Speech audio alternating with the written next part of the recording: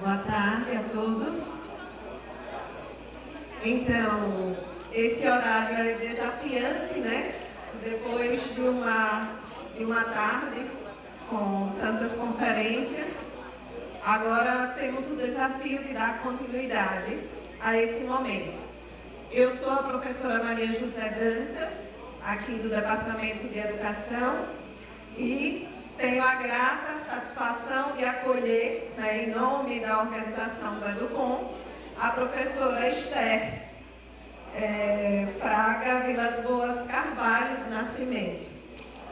A professora Esther é professora da Universidade Tiradentes, é bolsista de produtividade em educação do CNPq desde 2012, integra o programa de pós-graduação em educação, o mestrado e o doutorado da Universidade Tiradentes, é doutora em educação pela Pontifícia Universidade Católica de São Paulo, mestre em educação pela Universidade Federal de Sergipe, lidera o grupo de pesquisa História das Práticas Educacionais, é membro da UNIT, é membro também do grupo de estudos e pesquisas em História da Educação aqui da Universidade Federal de Sergipe. Dentre outras associações, a professora Esther é membro da Sociedade Brasileira de História da Educação, membro da Associação Brasileira de Pesquisas Autobiográficas, integra o Conselho Editorial da coleção Práticas Educativas, Conselho Editorial da Revista Ibero-Americana de Filosofia, Política e Humanidades. Tem publicado já há mais de 2 décadas que ela vem trabalhando com os estudos sobre a educação protestante no Brasil e também, como vemos no título da conferência de hoje, na Inglaterra e nos Estados Unidos da América. Então, a professora Esther tem publicado vários livros com essa temática e hoje temos a grata satisfação de acolher a professora Esther, que vai nos falar dentro desse contexto dos saberes educativos. Vamos ver como se dá essa circulação de saberes, essas práticas educativas, por meio dos impressos, e que contribuições esses impressos dão para o contexto pedagógico e, sobretudo, dentro da história da educação. Então, com a palavra, a professora Esther. Boa tarde a todos e a todas. Vou pedir licença porque eu não sei ficar parada, não sei ficar sentada. Pedir licença aqui a Maria. Para mim é uma grata oportunidade estar aqui com vocês, certo? Mais uma vez nessa edição, nessa 13ª edição do Educom. É um evento liderado com maestria pela doutora Veleida daí, minha amiga, a esposa do doutor Bernard, um casal que eu tenho de amigos, certo? E me honra com a sua presença, Veleida, de vir aqui me ouvir, certo? E agradecer a cada um de vocês que ficou para me ouvir e que eu possa compartilhar. Na verdade, é uma oportunidade para eu compartilhar um pouco das pesquisas que eu tenho desenvolvido, certo? Nos últimos 20 e poucos anos, certo? E como o professor Bernard falou, nós estamos na aventura humana. Eu anotei aqui o que ele falou, e obrigada, viu? E falar do resultado de pesquisas que nós desenvolvemos é falar de nós mesmos, é falar da experiência de vida. Então, eu peço também licença a vocês para falar um pouco dos resultados das pesquisas que eu tenho desenvolvido e dessa trajetória de pesquisadora que eu tenho me transformado, tá bem? Eu intitulei essa fala Brasil, Inglaterra e Estados Unidos da América, circulação de impressos protestantes e outros impressos durante o século XIX. É um projeto que é financiado pelo CNPq há muitos anos e tem uma equipe de pesquisadores, certo? O projeto é coordenado por mim e os pesquisadores do professor Jorge Carvalho do Nascimento, aposentado aqui da Universidade Federal de Sergipe, e falará para vocês, para a conferência de encerramento amanhã, o professor Dr. José Roberto Souza, da Universidade Católica de Pernambuco, e o professor José Antônio Afonso, da Universidade do Minho de Portugal. Então, são esses 3 colegas que me acompanham há alguns anos, né? O Jorge desde o início, né? E tem bolsistas, tem uma bolsa de... A Alessandra Vieira possui uma bolsa de atividade técnica e o aluno Jonatas Martins tem uma bolsa de iniciação científica.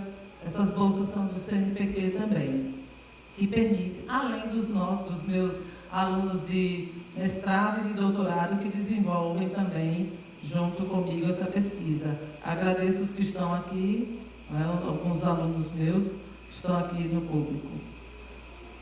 Essa pesquisa ela se iniciou em 1996 aqui na Universidade Federal de Sergipe, certo? Eu sou bióloga de formação e musicista, né? Então, Bernard, hoje eu estava ali, né, babando, viu, Bereida? Né? Porque a apresentação, a fala do Bernard é super atual, né? E é dentro da biologia, né? Dentro dos limites que essa contemporaneidade tem nos colocado, né? Então, a minha formação também de bióloga, eu enveredei para a história, então estou entre a biologia e a história há muitos anos, né? E enveredei para a história da educação protestante em Sergipe, por trilhas inexploradas, quadros embaçados pelo tempo, ausências de fontes e, claro, incertezas, dúvidas e muito medo, né? Certo? Mas as perguntas são as que nos movem, né? Então, a pergunta que me moveu lá em 96, né, com o professor Jorge Carvalho, qual terá sido, pela minha formação, que também sou protestante, qual terá sido a primeira escola protestante em Sergipe? Certo? Então, esta pergunta tem me movido até o dia de hoje, neste momento que eu estou diante de vocês. Certo? Como eu estou falando o quê? Como são importantes as perguntas que nós elaboramos. Nenhuma pergunta é simples, né? Nenhuma pergunta é boba. A gente tem que aprender a ouvir os nossos alunos, né? As dúvidas, deixar eles trazerem as dúvidas que eles têm, né? Certo? Para que eles possam avançar. Então, a hipótese inicial foi que as escolas, a partir de 1870, possibilitaram a definitiva inserção do protestantismo no Brasil. E esta hipótese e essa investigação resultou na dissertação de mestrado defendida aqui na Universidade Federal de Sergipe, intitulada Escola Americana, Origens da Educação Protestante em Sergipe, 1886-1913, foi o período que a escola funcionou. Mas essa pesquisa me fez caminhar bastante, porque não achamos documentação aqui, né, em Sergipe. Ela foi apagada da memória, apagada da história, certo? Então, ela me fez enveredar por muitos estados e fez abrir uma rede, né, uma rede de pessoas que me ajudaram, me possibilitaram, certo, a continuar nessa trajetória. E eu investiguei esse órgão, a Brasil Mission, o órgão missionário estrangeiro vinculado à Igreja Presbiteriana do Norte dos Estados Unidos, né, que fundou a Escola Americana em São Paulo, que hoje é a Universidade Presbiteriana Mackenzie, fundou também a Escola Americana de Sergipe e o Instituto Ponte Nova, na Bahia, que foi a minha tese, o objeto de investigação da minha tese de doutorado, né? Trabalhando, a Brasil Mission trabalha com 3 eixos de ação, não somente com educação e religião, mas com saúde. temas, eram coisas que nós não sabíamos até aquele momento.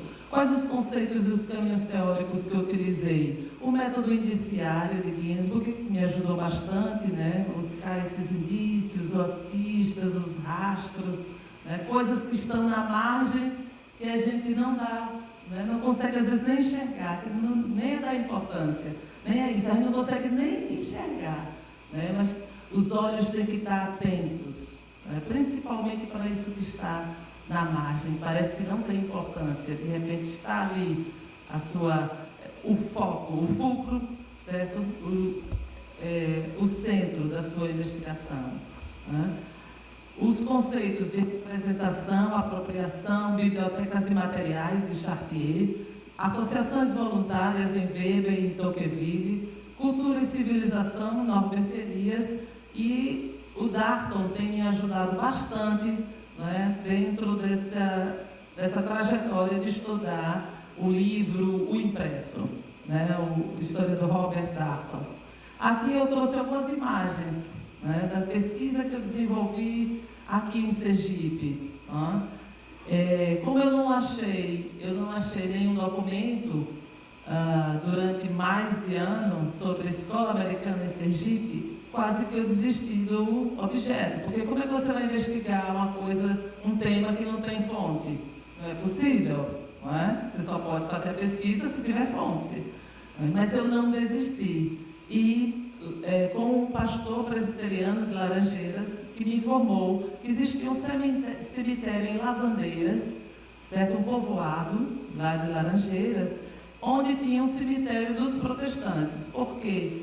Desde o século XIX, apesar que era direito os não católicos serem enterrados nos cemitérios públicos, a Igreja Católica não permitia que eles fossem enterrados. Então, foi necessário que esses protestantes ingleses, norte-americanos, alemães, comprarem um terreno para enterrar os seus mortos. Então, nós temos aqui em Sergipe o caso do cemitério de Lavandeiras, que quase ninguém conhece, quase desconhecido. O cemitério dos ingleses em Salvador, o cemitério também dos ingleses em São Paulo e em vários outros estados do nosso país. E eu localizei esse túmulo da filha do reverendo Finley, que faleceu em 1896. E o reverendo Finley era o responsável por implantar escolas. Onde ele estivesse, era o responsável pela missão para implantar escolas. Então, um túmulo, essa foto, me permitiu continuar com a temática. Por isso que eu trouxe essa imagem para vocês. Porque ela foi a prova, ela é o documento de que a escola americana funcionou no estado de Sergipe, na província de Sergipe. Foi uma escola de ensino secundário. Foi outra coisa que eu derrubei também na bibliografia anterior. Que nós tínhamos a informação de que a primeira escola protestante de ensino secundário foi no Rio Grande do Norte. Não foi em Sergipe. Né? Foi essa escola aqui, a escola americana. Né? Isso aqui eu estava nesse cemitério no ano de 1996, 100 anos depois.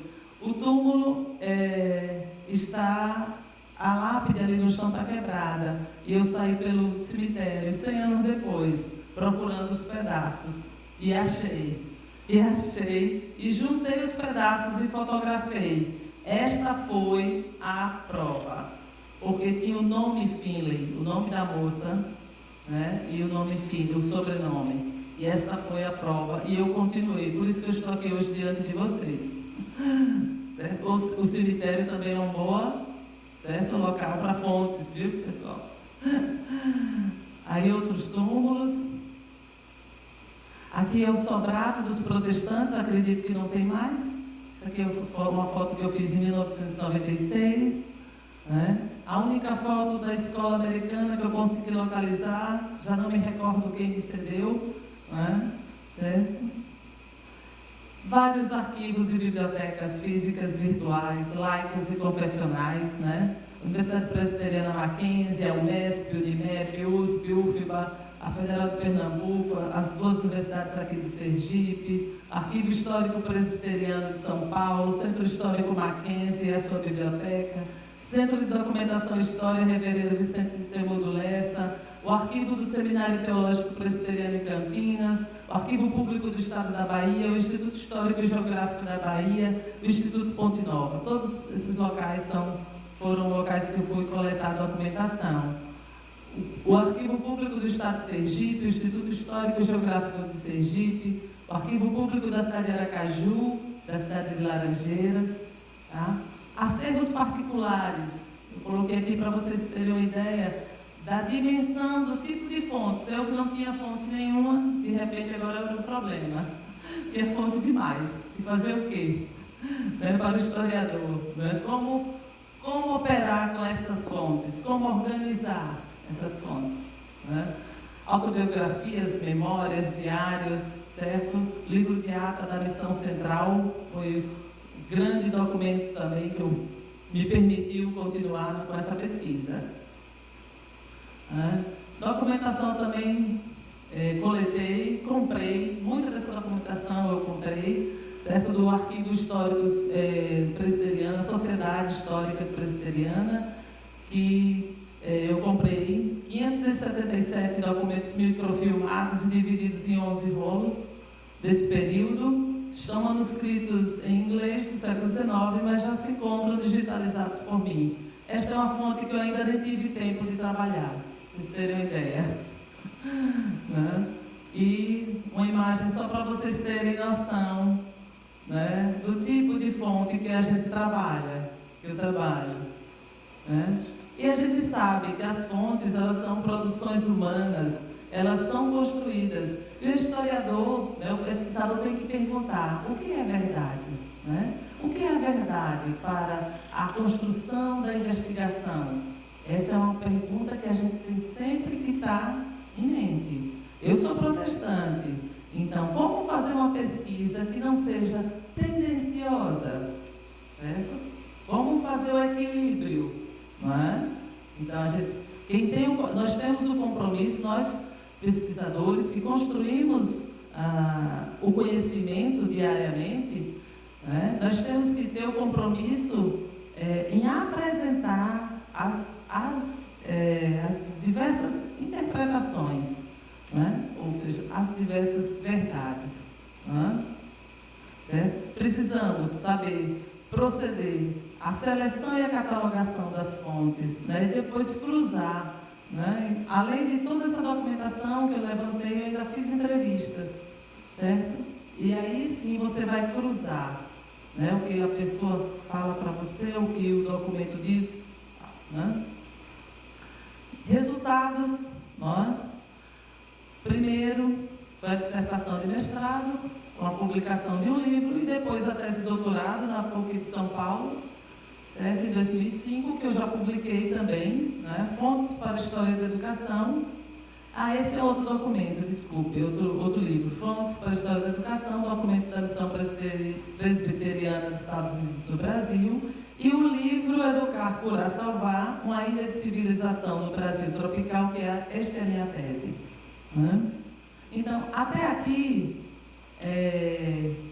eu tinha aquela certeza, a hipótese de que as escolas possibilitaram a implantação das igrejas do protestantismo, né? Possibilitaram, ajudaram a implantar, né?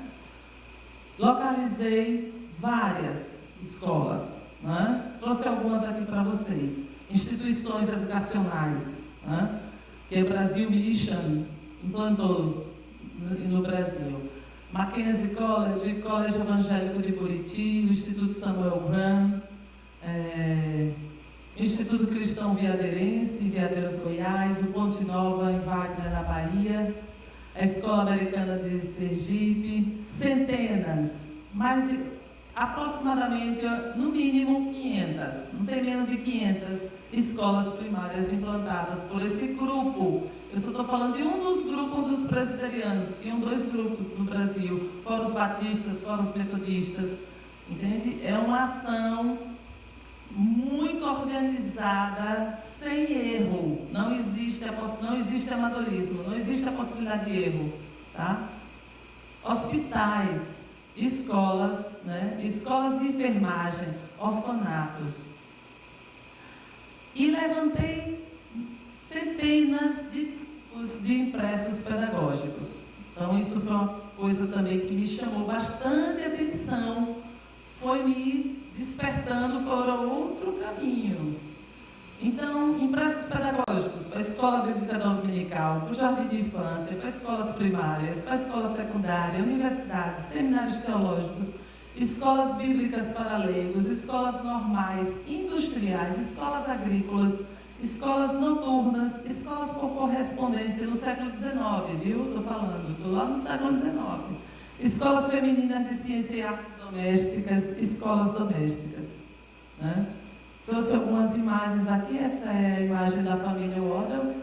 O reverendo Waddell, ele implantou o primeiro curso de engenharia no Brasil, que foi lá no Mackenzie. É o primeiro curso de engenharia que nós temos no país. E foi ele que implantou o Instituto Ponte Nova de Wagner. Ele era casado com a filha de Chamberlain, o chefe dessa Brasil Mission no Brasil, né? A Anne. 2 desses filhos morreram de febre amarela, estão enterrados em Feira de Santana, mas infelizmente até o momento eu não descobri onde, certo? Aqui são imagens que eu tirei fotografei do Instituto Ponte Nova, né? Isso aí eu fotografei em 2002, que foi a instituição que eu investiguei para a minha tese de doutorado. Aqui foi a construção do internato feminino da década de 30, e ele, né, em 2002. Aqui são imagens do Grace Memorial Hospital, um hospital que fazia cirurgia no interior do Brasil, lá da Bahia, né? Certo? Impressionante, né? Aqui é o Grace, em 2002, e aqui é a escola de enfermagem. É um tema que nós precisamos investigar. A escola de enfermagem, pelas datas que eu tenho de documentos da Bahia, ela foi implantada antes da escola de enfermagem Ana Nery do Rio de Janeiro. Né? Que nós temos, a gente afirma que a primeira escola de enfermagem do Brasil é a Ana Nery do Rio de Janeiro. Mas a documentação que eu tive acesso da própria Secretaria de Estado da Educação, né, é que esta aqui, Escola de Enfermagem Ponte Nova, foi implantada antes. Eu estou atrás de alguém que queira fazer essa investigação. Uma tese de doutorado, cabe bem. O que é que eu estou dizendo? Quão pouco nós sabemos, né? Mas que bom, isso é muito bom. Porque quando a gente tem acesso a fontes, a novas fontes, então isso vai nos estimulando, né, a avançar. A estação missionária Porto Feliz, eles compravam fazenda e implantavam a igreja, a escola e hospitais, ambulatórios, orfanatos dentro da fazenda. O Colégio 2 de Julho de Salvador é presbiteriano. O Instituto Samuel Graham, uma imagem para vocês. O Colégio Evangélico de Buriti, todos esses precisam de ser investigados, com dissertações de mestrado, tese de doutorado. São temas inéditos ainda no Brasil, na história da educação e na educação brasileira. A Escola de Enfermagem de Rio Verde, Hospital Evangélico de Rio Verde. Aqui são pilotos, missionários, Bob Stanley, George Glass e Roger Berg. A missão Brasil Mission tinha 3 aviões, um para cada um deles. Eles cruzavam o Brasil, certo? Eles tinham lanchas, navios, cruzavam o Rio São Francisco, toda a Amazônia. Eles estavam no hinterlândia brasileiro. Eles eram autossuficientes, o que a gente vê no pragmatismo norte-americano, o autogoverno, né? Nós vemos aqui nessa ação dessa missão. Aqui é George Glass me dando uma entrevista lá em Vitória da Conquista em 2002. Tá? Eu vou contar um pouquinho, eu descobri ele pelas páginas eu estava lá dentro, no Ponte Nova, e saí procurando pessoas e descobri, alguém falou dele lá em Wagner, na Bahia. E eu peguei, como é que chama, a lista telefônica, e fui da Bahia e fui atrás do Glass. Me disseram que ele estava provavelmente morando em Vitória da Conquista, e foi assim que eu descobri os números e fui. No terceiro Glass, eu acho que eu acertei, não me lembro mais. E a mulher dele atendeu, eu me apresentei, né? Ela disse, ele está na fazenda, mas volta tal dia, 2 dias depois. Eu já estava em Macaúbas falando com um pesquisador para tratar sobre o Instituto Fonte Nova. Ia dormir em Macaúbas, aí fui para Conquista, minha família é da Bahia, também de Conquista, e aí fui aguardá-lo na escola de inglês, Glass, que tem lá em Conquista. E ele chegou dirigindo o próprio carro, um homem de 80 e poucos anos, e falou 3 horas sem parar. Certo? Fantástico. Mas aí surgiram novas perguntas. Essa trajetória me fez rever as certezas que eu tinha. As escolas não foram as responsáveis, a educação, né? Assim, a implantação das escolas não foi responsável pela implantação do protestantismo no Brasil. Tinha outra coisa antes. A circulação de impressos protestantes, desde 1818, fez 101 anos agora, 1818, possibilitou a inserção de equipamentos protestantes, igrejas, escolas, hospitais e orfanatos, e favoreceu a difusão de novos saberes e práticas religiosos e pedagógicos no Brasil. Essas, são as minhas hipóteses que me movem há mais de 10 anos e me permitiram entrar na Universidade de Cambridge desde 2012, tá? Com o financiamento do CNPq. O CNPq já estava financiando antes e continua financiando. Em 2012, com a Bolsa de Produtividade em Educação. Nessa pesquisa, porque é um tema inédito, são fontes inéditas, certo? Dentro da história do Brasil, da educação brasileira, da história da educação brasileira, das ciências da religião, da teologia. Certo? Veja a responsabilidade, viu? A responsabilidade. Então, esse é o projeto que eu tenho trabalhado. Rede Brasil, Inglaterra, Estados Unidos, circulação de impressos protestantes e outros impressos educacionais durante os 800. E vou com ele, coloquei até 2020, porque é a Bolsa de Produtividade, né? Mas tem muita coisa para fazer, até o final da minha vida. Mapeamento, tenho feito mapeamento de pessoas e impressos, nesse período aqui do século XIX, investigando essas duas instituições, são duas associações voluntárias, a Sociedade Bíblica Britânica Estrangeira, que foi fundada em 1804, e a Sociedade Bíblica Americana, fundada em 1816. E aqui são os objetivos. Compreender o impacto da palavra impressa nas elites letradas, nas populações rurais no Brasil durante o século XIX, analisar a maneira pela qual as configurações sociais dos valores canalizam os usos da alfabetização e da palavra impressa, verificar produção, circulação, venda e distribuição e recepção dos impressos protestantes, compreendendo eles como bens culturais, verificar como a palavra impressa moldou novas estruturas de pensamento, novas ferramentas mentais, ou seja, novas formas mentes, auxiliando o homem a compreender a condição humana. Pronto, são esse aqui o meu desafio diário com os meus orientandos. Arquivos pesquisados. Aqui tem o Centro de Documentação e História, Reverendo Vicente Temudo Lessa, onde o próprio Vicente Temudo Lessa, Vicente Lessa é o pai de Orígenes Lessa, certo? Ele organizou dentro da sua vasta biblioteca, de mais de 5.000 volumes, ele organizou esta coleção que ele tinha em 47 volumes, coleção de impressos, opúsculos, livro, livreto, folheto, dependendo do tamanho e da quantidade de folha, E folhas eles mudam de nome, opúsculo, livreto, livro, tá? E são 644 impressos que já estão digitalizados por mim, certo?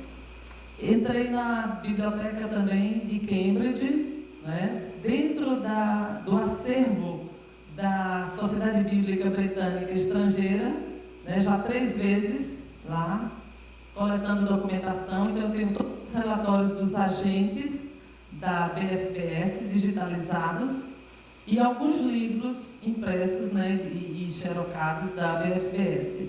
Os agentes eram os ingleses ou norte-americanos responsáveis, os representantes das sociedades bíblicas, onde elas mandavam eles para os países e lá eles organizavam as suas equipes de trabalho de pessoas nativas, que eles chamavam de colporteurs. Esse nome, né? Colporteur vem do francês colporteur, né? Os colportores, como ficaram conhecidos também aqui no Brasil. Pra vocês terem uma ideia, até o final do século XIX, a Sociedade Bíblica Britânica Estrangeira estava em mais de 70 países.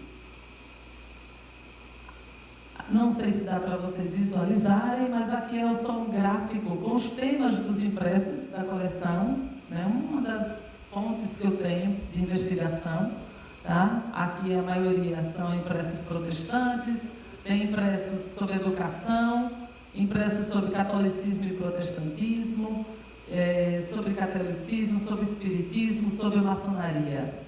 Tá? As tipografias. Tá? Então aqui estão as tipografias religiosas, outras comerciais, e 26% dessa documentação não tinha essa informação, não tinha o registro.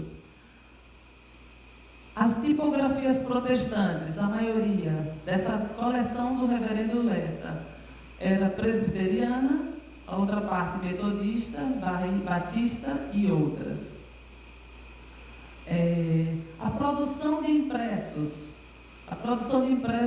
por país, uma grande parte, isso tem me chamado a atenção também, né? Foi produzido aqui no Brasil, outra parte em Portugal, nos Estados Unidos e em outros países, Inglaterra, Escócia, França, entre outros. Essa documentação já foi analisada, resultado de uma dissertação de mestrado, por uma aluna minha, mas tem muito ainda a pesquisar, né? Como resultados parciais, aqui para vocês, né? Já foi feita a análise de 98 documentos da BFBS, mas é uma documentação de mais de 250, acho que tem uns 300 documentos. Eu tenho trazido de lá, né? Só consegui analisar até agora 98, que me permitiram já confirmar a presença de 42 agentes da Sociedade Bíblica Britânica aqui no Brasil, neste período, de 18 a 1884. No Rio de Janeiro, isso aqui que é importante, Rio de Janeiro, São Paulo, Bahia, Pernambuco, Maranhão, Pará, Alagoas, Paraíba, Sergipe, Porto Alegre, Santa Catarina e Espírito Santo. Eles não estavam só no Rio de Janeiro nem em São Paulo. Estavam circulando ali, principalmente no norte. Maranhão, sempre estavam por lá. Maranhão, Pará, Paraíba. Isso tem me chamado muita atenção também. Temas das cartas e os relatórios. Eu coloquei algumas coisas aqui para não cansar tanto vocês. Dificuldade, eles falam nas cartas, a dificuldade de fazer circular a literatura não católica devido à situação política e religiosa do país, né? É um texto escrito por eles. Estratégias utilizadas por protestantes no país. Distribuíram gratuitamente os impressos para a população e as Bíblias para os padres, porque eles dizem nas cartas que os padres não tinham condição de comprar, a Bíblia era um produto caro, às vezes não chegava para aquele padre no interior. Tinham padres alemães no sul do Brasil, então eles tinham Bíblias em alemão, em inglês, em italiano, em outras línguas, que circularam no Brasil. Eles traziam, e se a pessoa não podia comprar, eles davam, né? E eles davam também para o padre, porque a edição da Bíblia publicada pela Sociedade Bíblica Britânica Estrangeira era uma lição de Almeida, que era um padre. Certo? Então, a Igreja Católica que os padres aceitavam, né? E falavam nos orçamentos, os gastos e despesas, é um documento importantíssimo para a gente saber em que era investido o dinheiro, o que era mais importante. Os orçamentos não dizem isso. Você gasta mais, é o que é mais importante para você, né? Questões pessoais, morte, cansaço, doenças, muito, né? Aqui é a insalubridade do nosso país, no século XIX. Precisavam de pessoas aptas para ajudá-los na difusão da palavra, eles pediam isso. Pediam também para mandarem novos impressos, muitos impressos. Isso é um dado importante, né? Essa pesquisa tem que me chamar a atenção de que o brasileiro ele sempre gostou de ler e de escrever. O discurso que nós fazemos ainda, né? Abrimos a boca para dizer o brasileiro não gosta de ler, não se sustenta. Pelas pesquisas que historiadores, não somente eu e outros colegas da história da educação têm feito, e trazer para os dias atuais. Participei esse final de semana da Bienal de Itabaiana, do livro de Itabaiana. Não sei se vocês viram, vocês leram quantas mil pessoas circularam? Vocês viram? 100 mil. 100 mil pessoas em Itabaiana. Certo? É impressionante. É várias vezes maior do que a Flip de Paraty. Quantos escritores sergipanos? Não tinha nenhum escritor estrangeiro, internacional. Foi só mais de 240. Os escritores, o pessoal chegava com o livro deles embaixo do braço. Tem um lugar para eu vender, para eu me sentar. Estava lá à disposição. As crianças folheavam os livros, pediam os pais para comprar. Impressionante. Mais uma vez eu constato quanto nós gostamos de ler e de escrever. Certo? Muito, mas é muito. É uma característica do brasileiro. E essa pesquisa tem me colocado também isso. Os agentes pediam, mande mais, mande mais. Aqui é um documento, um orçamento, que a gente tem que, em inglês, né? Eu peguei nesse documento, tive a honra de entrar no setor dos manuscritos da Biblioteca de Cambridge, eu e o professor Jorge Carvalho, e a gente quase chorava. Foi a primeira vez que eu entrei num arquivo onde não colocamos luva nem máscara. Eu nunca vi, não sei se vocês já viram em outro lugar. Eu não sei se Beleida conhece. Eu nunca vi Beleida. Entrei em outros arquivos na Portugal, Espanha. Nunca entrei para alguém não me pedir para pôr luva e máscara. Eu peguei mesmo no papel assim, aí, e Jorge quase chorava, né? Este documento. E nós solicitamos a digitalização. Chegou na minha casa com menos de 30 dias, depois que eu retornei da Inglaterra, em 3 CD-ROMs, uma caixinha. E se tivesse algum problema em abrir o CD, era para eu avisar que eles mandariam outra cópia do CD. É isso aí que a gente trabalha. Um pouco aqui só, rapidamente, da documentação da Sociedade Bíblica Americana. Este é o tema da minha nova pesquisa no CNPq, a Bolsa de Produtividade. Né? Agora eu estou olhando para os Estados Unidos, para a Sociedade Bíblica Americana. Tá? Mas já foi possível ver isso aqui. Isso a gente já sabe. Né? Que o Daniel Paraschkider estava aqui desde 1820, né? E o James Cole Fletcher, em 1851, também, aqui no Rio de Janeiro. Ele era agente de todas essas instituições aqui que vocês estão vendo. São instituições que nós ainda não estudamos, certo? Nem sabíamos muita gente não sabe da existência, né? E são instituições que implementaram práticas pedagógicas, né? Que estão para fora das escolas, para fora dos muros escolares, mas estão educando as pessoas, certo? São instituições que nós ainda não investigamos, né?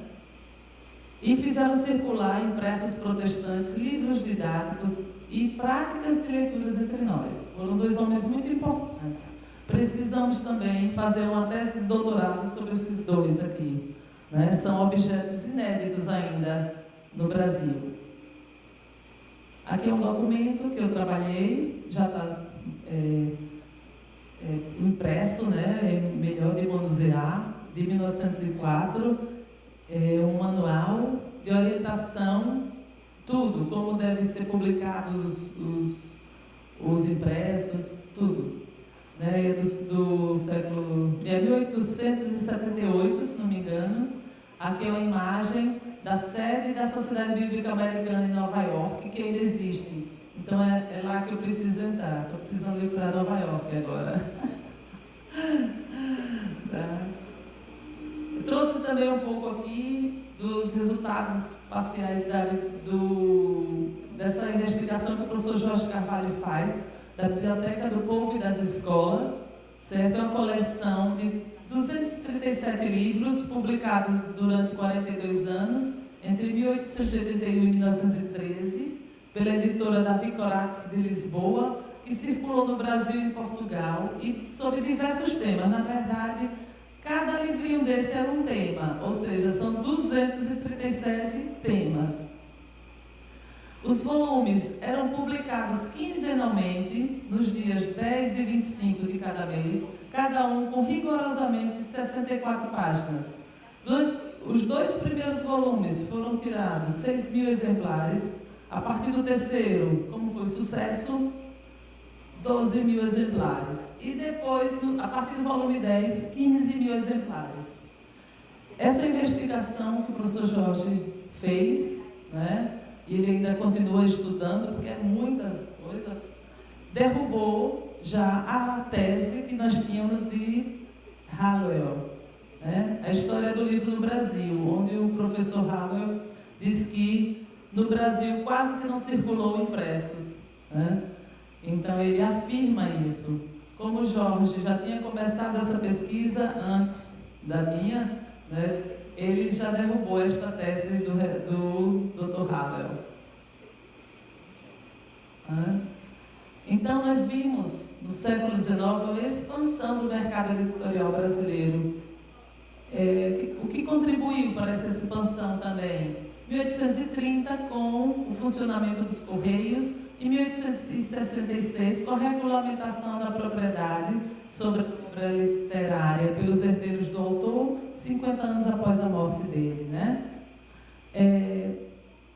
Domingos Ribeiro é um historiador protestante que afirmou que no período de 100 anos, e ele dá essa data, esse ano, a partir de 1835, circularam no Brasil cerca de 1 milhão de exemplares protestantes, né, que já é um dado impressionante. Só que a minha pesquisa derruba, né, a afirmação de Domingos Ribeiro, porque eu localizei esse documento de 1818. Então, essa circulação de impressos não é a partir de 1835, mas de 1818, né, e provavelmente foi mais de 1 milhão.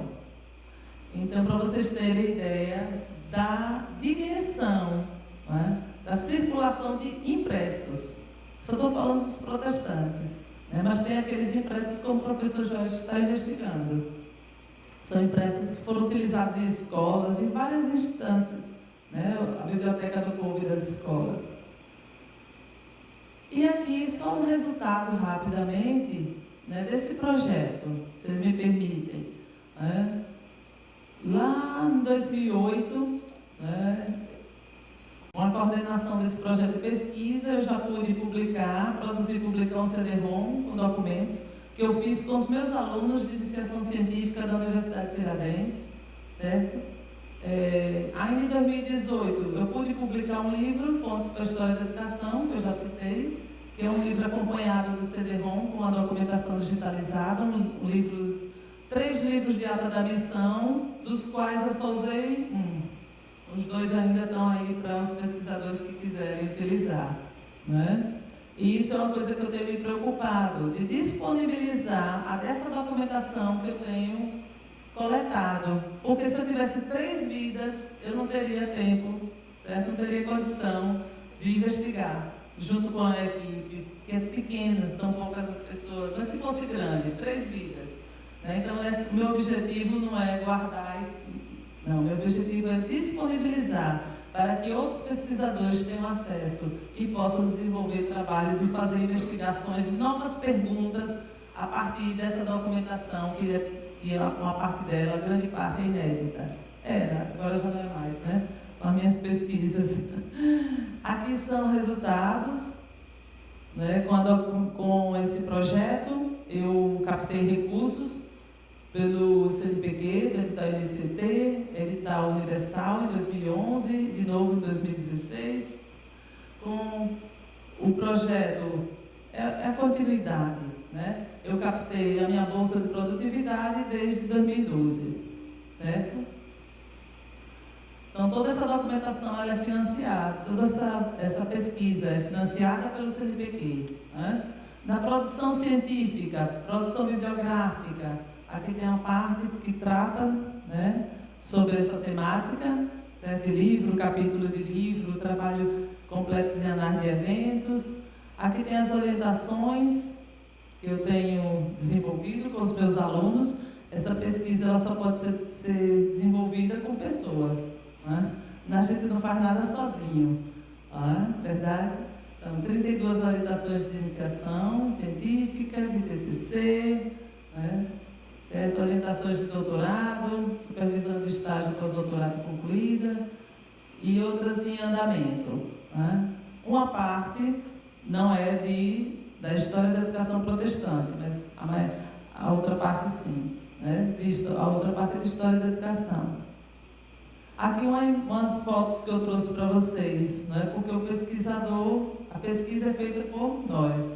Né? Aí eu trouxe umas imagens aí também, tá? Para estimular vocês, né? Para irem para o mundo. Né?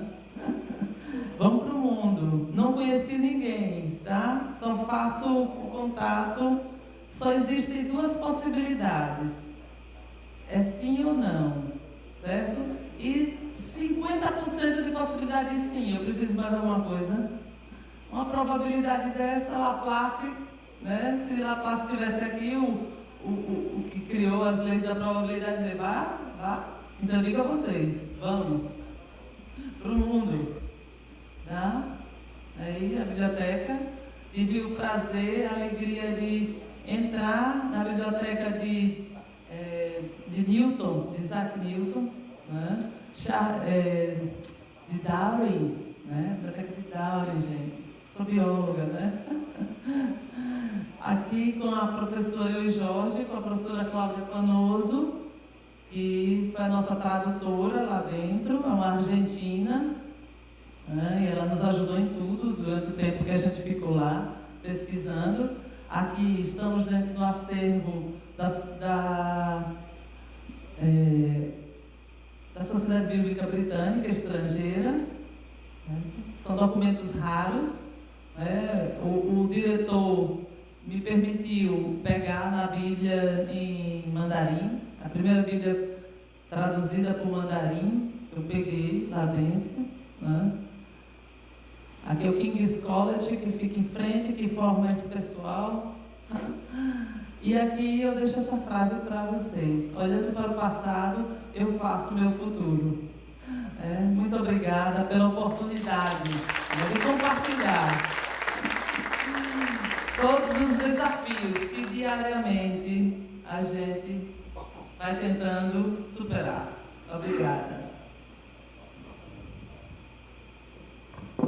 Obrigada, professora Esther, que nos trouxe tantas pistas, tantas indicações para a pesquisa. No início de sua fala, você disse que foi motivada porque via trilhas inexploradas. E interessante que nessa tarde, nesse final de tarde, você traz para nós exatamente pistas para que possamos explorar essas trilhas. Então, dentre as pistas que você nos trouxe. Você fala da escola de enfermagem, que é um objeto que ainda não foi pesquisado.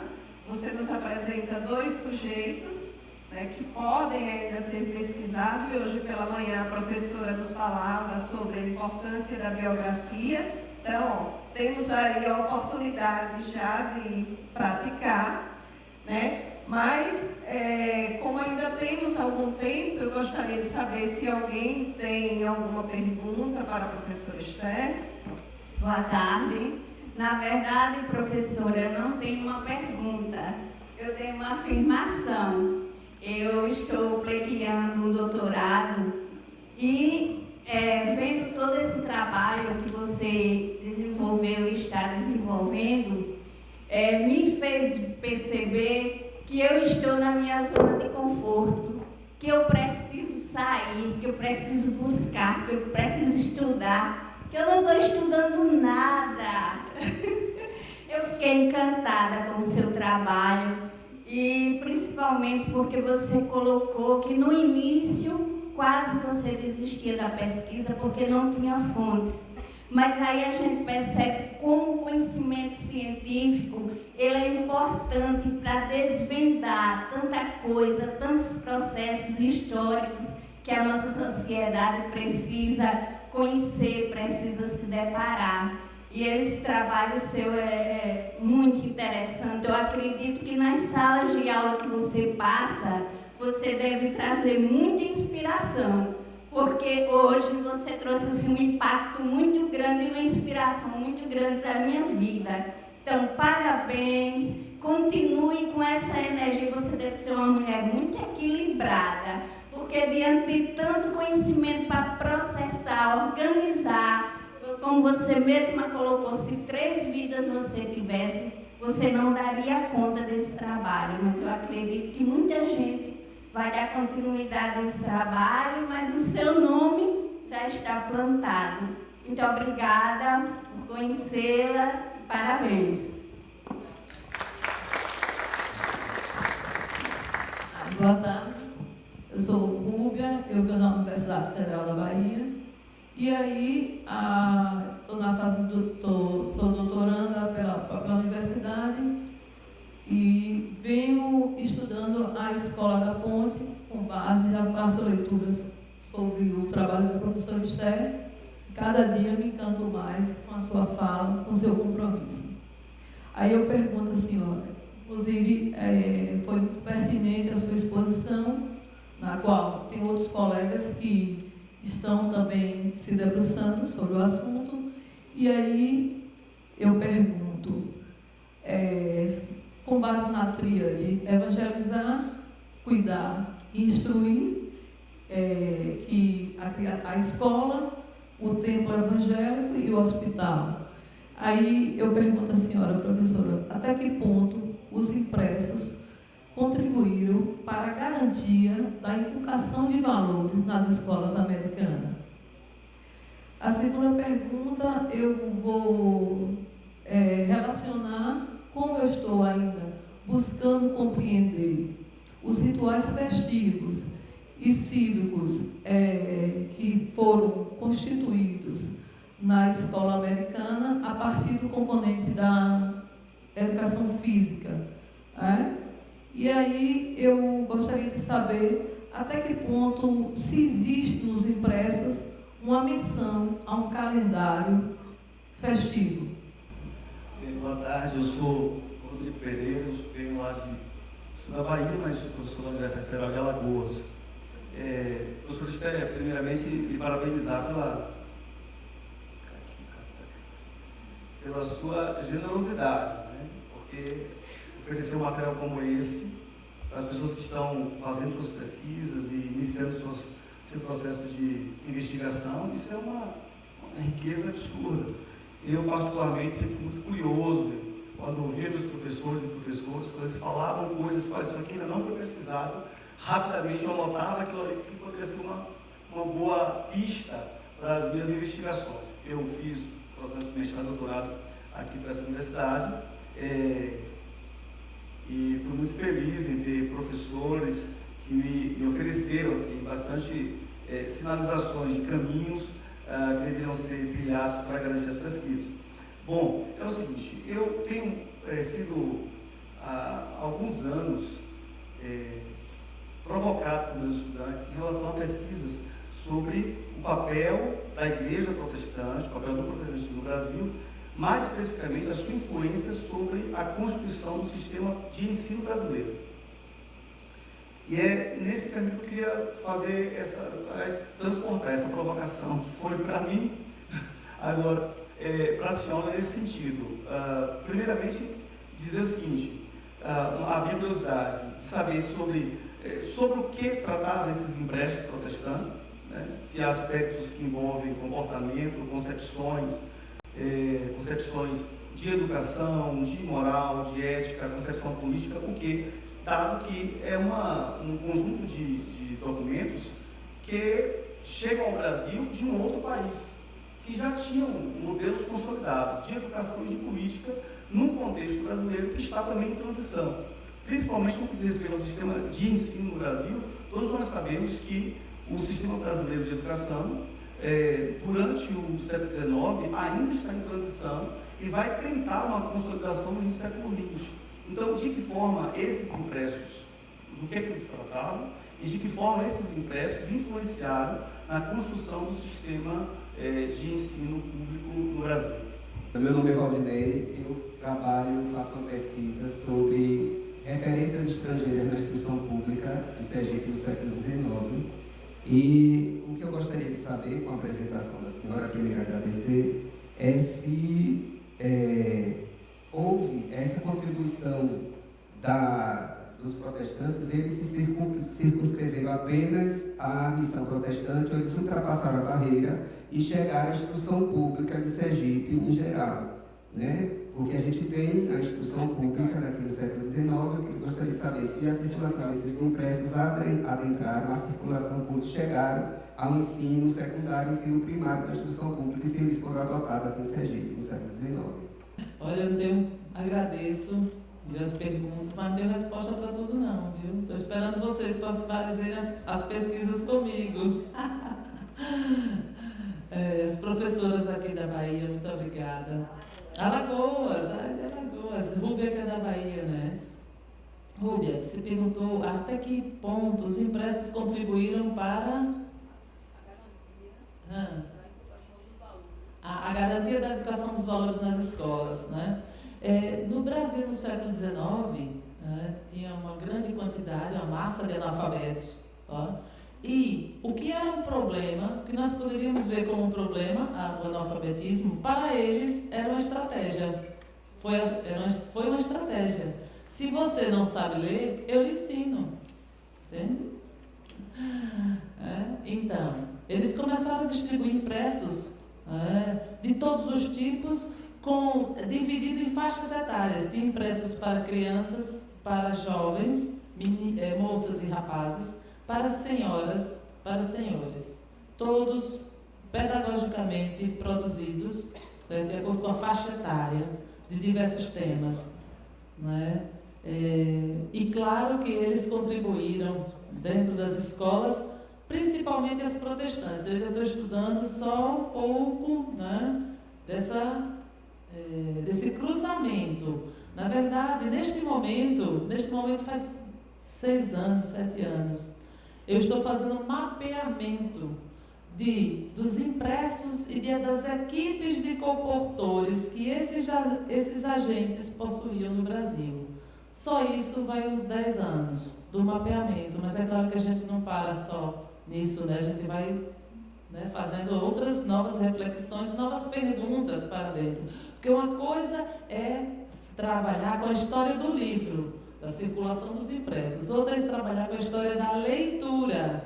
Então, quando eu iniciei a pesquisa, esta investigação, eu tive a ousadia, mas a ousadia muitas vezes vai pela ignorância, né, pela falta de conhecimento, de colocar que eu ia investigar a história do livro e da leitura. Não dá tempo. Até agora eu tenho ficado mais com a história do livro, tá? Porque ainda não consegui chegar na história da leitura, tá? Estou começando a cruzar as investigações que eu já fiz dentro de escolas sobre escolas protestantes, porque eu sei que tinham impressos, produzidos pelas missões protestantes, pelas sociedades bíblicas britânica e americana, né? Então eu consigo fazer novas conclusões, certo? Então, até que ponto eles contribuíram, não sei. Até que ponto eles podem ter contribuído. Eles contribuíram, mas não cheguei nesse nível de acuidade na investigação. Eu vou ficar lhe devendo, viu? Mas é claro que contribuiu, porque os impressos, né, possibilitavam, na hora que os comportores passavam pelos vários lugares dentro do Brasil, no Interlândia, como eles chamavam, né, no interior do Brasil, eles começavam a organizar comunidades, grupos de leitura, e começavam a ensinar, passavam uns dias, ensinavam e anotavam. E foi assim que foi feito o mapa do Brasil. É esse mapa que eu estou começando a desenhar, certo? Desses grupos de leitura. Eu estou cruzando, teve uma aluna já, a professora Bruna Marques, da UNIT, né, que ela fez uma dissertação de mestrado, já defendeu, que ela conseguiu começar a cruzar. Onde tinham as escolas? Será que tinha tido grupo de leitura antes? Então, foi o iniciozinho, ela fez a dissertação de mestrado, o início para responder esta pergunta, né? Certo? Com relação, se os impressos fazem menção ao calendário festivo, você perguntou, não tenho também. São impressos de vários tipos, várias temáticas, né? Então, está à sua disposição. A coleção Folhetos Evangélicos digitalizada está à disposição de qualquer pesquisador, investigador. Preciso de gente para poder, né, investigar pelas temáticas, educação, maçonaria. A maçonaria a gente nem chegou ainda, né? A ação da maçonaria na educação brasileira é importantíssima, certo? Mas a gente ainda não conseguiu nem se aproximar. Não para saber o funcionamento, os rituais, os ritos da maçonaria, não é isso. Mas a ação da maçonaria na educação brasileira. Porque os protestantes norte-americanos, os ingleses, todos eram maçons, certo? O protestante europeu, ele é maçom. O que vai para os Estados Unidos é o escocês, o norte-americano é maçom. Mas o brasileiro é um ex-católico. O protestante brasileiro, ele é um ex-católico. A formação mental, a conformação mental do brasileiro é de um ex-católico. Para o catolicismo, a maçonaria é pecado. Para o protestantismo, não é pecado. Então, o maçom deu todo o apoio a esses protestantes. Por isso que eles circularam, eles tiveram a inserção no Brasil também por causa da maçonaria. Esse é um tema que eu ainda pretendo chegar até a década de 2030. Com fé em Deus, estarei das minhas faculdades mentais e físicas com meus alunos para fazer essa investigação, que tem me instigado, tenho guardado coisa para ele. Certo? Vou ficar devendo, Rúbia, as perguntas, viu? Professor Rodrigo, uma satisfação, né? Fico felicíssima, né, que seus alunos estejam interessados pelo tema, né? Sobre o que tratavam os impressos. Esses impressos protestantes, eles tratavam sobre diversos temas, né? Educação, a saúde, o comportamento, várias temáticas. Certo? Esses impressos que circularam, pelo menos por essa coleção de folhetos evangélicos que eu tenho, que na verdade não eram todos evangélicos, como vocês viram ali. Tinham folhetos sobre o espiritismo, sobre o catolicismo, sobre maçonaria, né? O reverendo Temudo Lessa era um intelectual, foi feita a dissertação de mestrado de minha aluna, ela fez uma biografia sobre ele e falou também sobre essa coleção, certo? Então, sobre diversos temas, certo? Esses protestantes influenciaram, sim, você sabe, a educação brasileira, né? A escola americana em São Paulo, não é? Quando eles implantaram lá, aquela escola foi um espanto, e o dirigente, que me falha a memória agora, né, de lá de São Paulo, convidou a diretora da escola americana para organizar uma reforma dentro meu Deus, me falha a memória, Caetano de Campos, da Escola Caetano de Campos, né? E a partir do colégio, de uma escola lá de São Paulo, eles organizaram a reforma dentro do ensino, né? E que São Paulo, já naquele momento, era uma referência do país, né? Aquele modelo educacional norte-americano foi também trazido, não vou dizer copiado, porque não se copia, foi trazido para as outras, os outros estados, certo? E Sergipe também recebeu, né? Certo? Esse novo modelo educacional. É um tema que precisa ser investigado, que ainda falta, pelo menos uma dissertação de mestrado sobre essa temática, né, Maria José? Que a gente já viu, né? Já passou pelo nosso caminho, né, Maria José? Certo? Então, eles influenciaram bastante, né? O modelo educacional, o método intuitivo estava lá, né? Certo? Os equipamentos escolares, a carteira anatômica, o quadro, o birô, né? Os livros didáticos produzidos, certo? Produzidos aqui no Brasil, geralmente no Brasil, né? De acordo com a faixa etária, dentro da perspectiva do método intuitivo, tá? Então, tem muito livro didático que nós precisamos investigar todo esse movimento do livro didático também.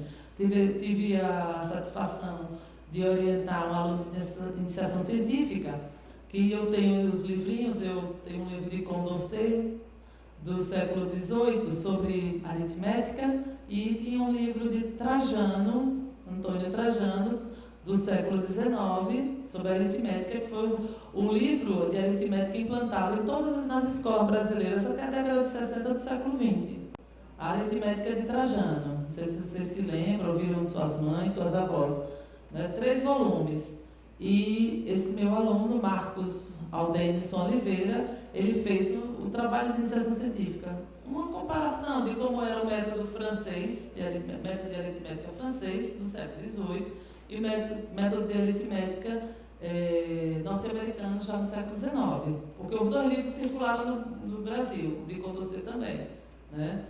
A partir daí ele se interessou pelo tema e se interessou pelo método intuitivo. Ele é do curso de matemática da Universidade de Tiradentes e fez uma dissertação de mestrado, na qual ele constatou que as afirmações que nossos colegas de História da Educação faziam sobre o método intuitivo e Pestalozzi estavam equivocadas, na dissertação de mestrado que ele fez, certo? E ele derrubou as afirmações.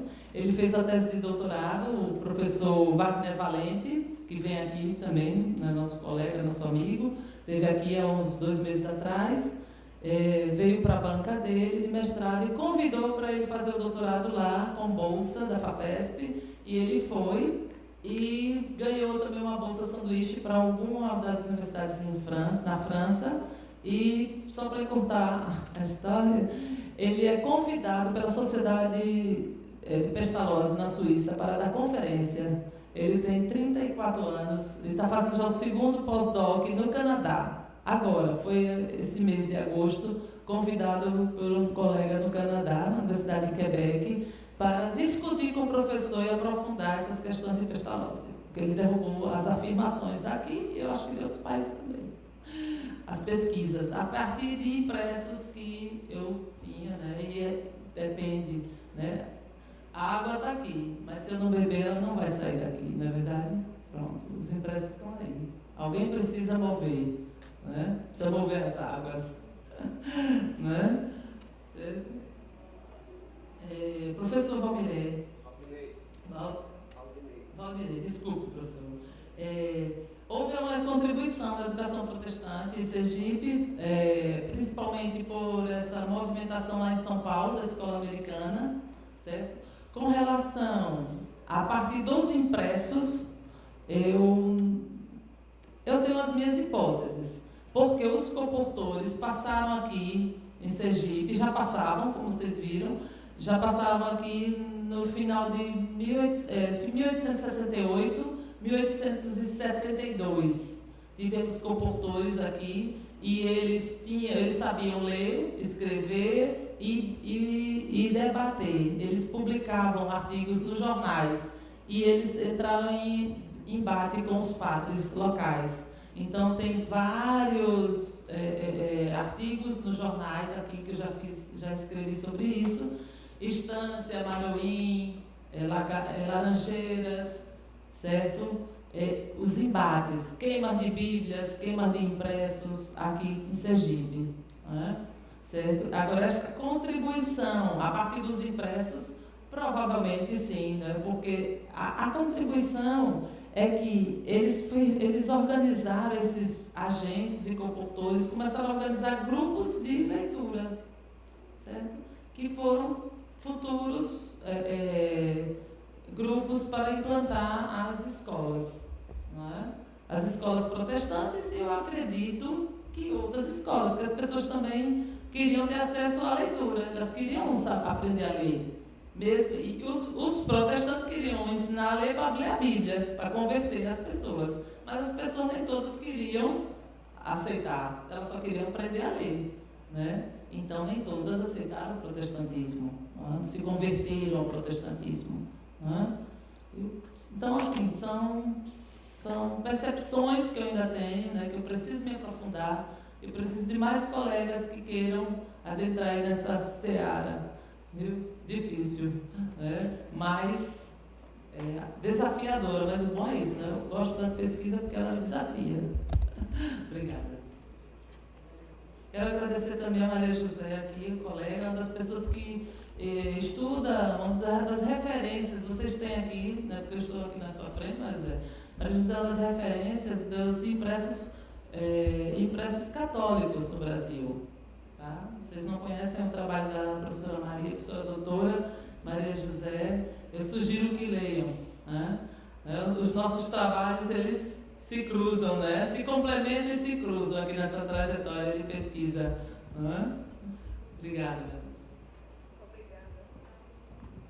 Obrigada, professora Esther, por sua contribuição, por sua generosidade e sua disponibilidade de estar conosco. O Educom, a comissão organizadora do Educom, todos nós te agradecemos imensamente por sua disponibilidade, pelas valiosíssimas e preciosíssimas dicas que você deixa para nós no dia de hoje.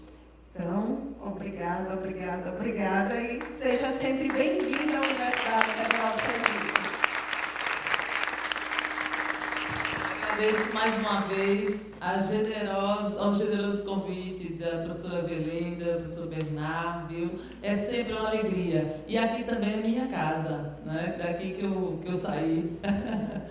Obrigada, Maria José. A vocês que ficaram aqui para me ouvir, né? Para que eu pudesse compartilhar um pouco aqui da minha experiência com vocês. Obrigada.